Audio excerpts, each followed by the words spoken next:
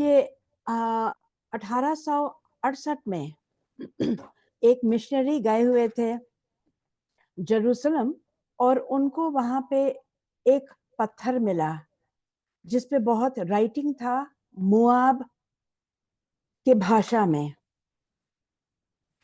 तो वो तो बहुत पीसेस में मिला, टुकड़ों में मिला, और क्योंकि जिसके हाथ में था वो पत्थर, ये बड़ा सा पत्थर, उसने टुकड़ों में करके बेच रहा था क्योंकि फिर उसको ज्यादा पैसा मिलता, वो अपना बिजनेस कर रहा था। लेकिन एक अच्छी बात थी कि इस पत्थर का डुप्लीकेट बनाया गया था पूरा, और वो डुप्लीकेट आज इटली में वहां के म्यूजियम, ल्यूव्र म्यूजियम में रखा गया है, जहां पे अगर कोई गया तो देख सकता है। उसमें ऐसा लिखा है कि हम लोग बाइबल में दूसरे राजा और तीसरे चैप्टर में पढ़ते हैं कि वहां पे जो लड़ाई हुई थी, और एक राजा जिसका नाम है मेशा, उसने उसका ये पत्थर है। और हम लोग जैसे पहले भी डिस्कस कर चुके हैं कि जब भी कोई राजा नया अपने गद्दी पे बैठता था, वो अपने बारे में लिखता था उस पत्थर पे, ताकि दूसरा राजा जब आए या तीसरा या चौथा राजा आए, वो पढ़े और लोग वहां पे पढ़ें कि वो राजा ने कौन सी बड़ी बड़ी चीजें की हैं, और कितने लड़ाइयों में उसने वो जीता है, और कितनी चीजें उसने हासिल की है, और कितना मॉन्यूमेंट्स बनाए हैं उसने, वो सब अपने बारे में लिखता था। तो यहाँ पे मेशा के राजा ने अपने बारे में लिखा है कि मैं हूँ मेशा, जो कि उसने इजराइल के ऊपर जो वार किया और उसने जीता, और उसने बहुत चीजें जो वहां पे उसको मिली हैं। तो हम लोग लेकिन देखते हैं दूसरा राजा और तीसरे में कैसे एहब किंग राजा, जब वो मर गया और उसका बेटा जेहोराम ने गद्दी पकड़ी, तो जो पहले ये मेशा क्या करता था कि वो 1 लाख भेड़ों को लैम्स का ऊन निकाल के वो देता था एहब राजा को, और दूसरे भी जानवर देता था 1 लाख करके हमेशा। लेकिन जब राजा ये मर गया एहब, तो उसने सोचा कि हम क्यों करें इसके लिए कुछ भी, तो उसने उसके विरुद्ध गया। और जब विरुद्ध गया तो जयोराम राजा ने जहोशफत राजा से बात किया, जो कि वहां का राजा था जूडा का, और उसने उससे कहा कि देखो भैया, तुम हमारे साथ चलोगे क्या?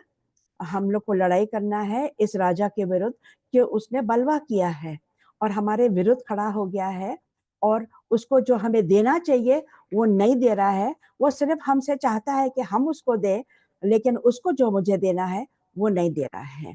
तो राजा ने बोला, जुड़ा के राजा ने बोला कि जरूर, तो मेरे भाई हो, मेरी चीजें तुम्हारी चीजें हैं। वो उन लोग का तरीका था बातचीत करने का। तो बोले कि चलो हम लोग जाएंगे। तो वो लोग गए, और ईडम का भी राजा आया, और वो लोग तीनों गए।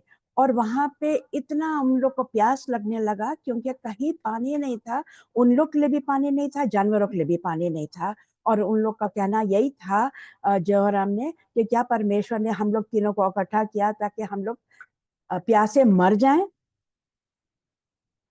तो उसने कहा कि नहीं, हम लोग, यहोशू ने बोला कि देखो, यहाँ पे कोई तो प्रॉफिट होगा। तो उसने प्रॉफिट को बुलाया, इलाइजा के हाथों पे जो पानी डालता था इलाइशा, उसके हाथ धोने के लिए उसको बुलाया, और उसने बोला कि नहीं, तुमको बिल्कुल फिक्र करने की बात नहीं है, और हमारा परमेश्वर तुम लोग के लिए लड़ेगा और तुम जीतोगे, और वहां पे पानी होगा तुम्हारे लिए और तुम्हारे जानवरों के लिए। वो हम इसलिए आपको ये कहानी बता दे रहे हैं कि हम लोग कभी कभी चीजें पढ़ते हैं और छोटे छोटे डिटेल्स भूल जाते हैं। तो हम आपको सिर्फ इसलिए बता रहे हैं कि आप लोग में से बहुत लोगों को याद होगा, या फिर से आप पढ़ लीजिएगा। तो दूसरे सवेरे ऐसा हुआ कि जब पानी आया ईदोम की तरफ से, और लोगों ने पिया, इजराइल के लोगों ने पिया पानी, जुड़ा के लोगों ने पानी पिया और तृप्त हो गए, और उनके जानवरों ने भी। लेकिन जब मोआब के लोग उठे सवेरे, उन्होंने जब पानी देखा, तो वो लाल रंग का था। उसने कहा कि अरे इन लोग ने तो सब राजाओं ने लड़ाई झगड़ा करके एक दूसरे को मारा है, ये तो खून है, चलो हम लोग इजराइल में जाएं और लोगों को उनका सामान उठा लें। तो वो लोग जब पहुंचे तो इजराइल के लोगों ने कैसे उनको मारा और गिराया और उनके पीछे दौड़े और उनके जमीनों पे भी, उनके बॉडी में भी पानी पत्थरों को डाल डाल के उन लोग का पानी सुखा दिया।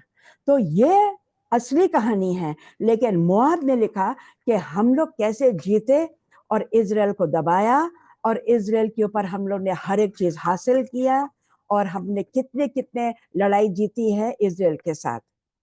तो ये है कैसे उसने झूठ बातें लिखी कि उसमें ये लिखा हुआ है, क्योंकि हम लोग जो बाइबल में देखते हैं जो असली कहानी है वो असली कहानी है और ठीक कहानी है, क्योंकि परमेश्वर यहोवा ने उनकी मदद की थी। तो कहाँ झूठ, कहाँ पे सच्चाई। और हम लोग ये पत्थर आज भी इटली में है जहाँ पे ये मेशा मोआब का राजा ने अपना झूठ सब उस पे लिखा हुआ है। तो ये आज के लिए है। शलोम।